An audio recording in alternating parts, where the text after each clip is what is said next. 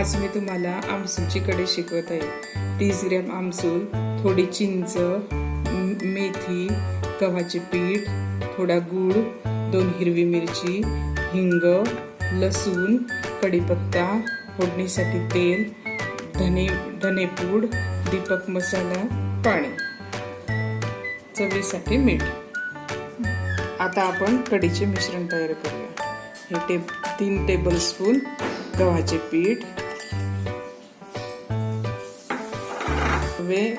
आधी अर्धा तास आधी भिजत घालावे। हे आमसूल, चिंच, गूळ हे आपण आता पाणी टाकून भिजत घालूया अर्धा तास।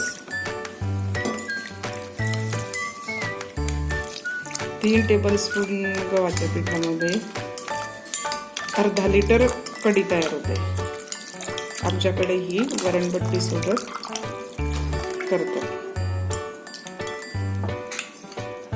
आता हे अर्धा तास आपण मिश्रण भिजत ठेवू। अर्धा तासानंतर याला फोडणी देऊ। 2 टेबलस्पून तेल घातलेले।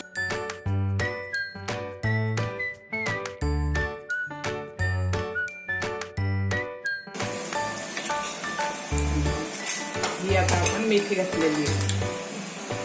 मेथीचे 1 टेबलस्पून मेथी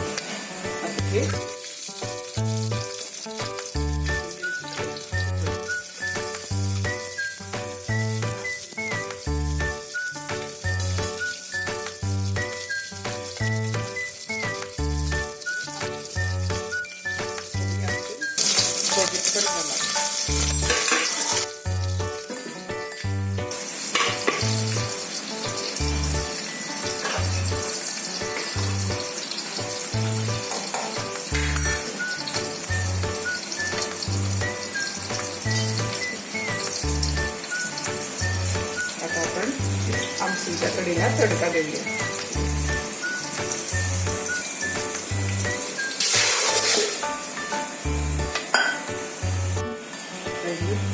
अर्धा टीस्पून हळद, 2 टीस्पून धनेपूड,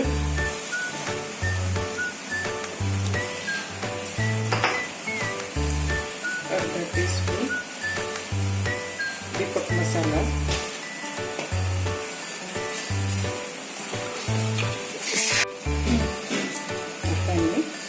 कढीपत्ता, चवीनुसार मीठ।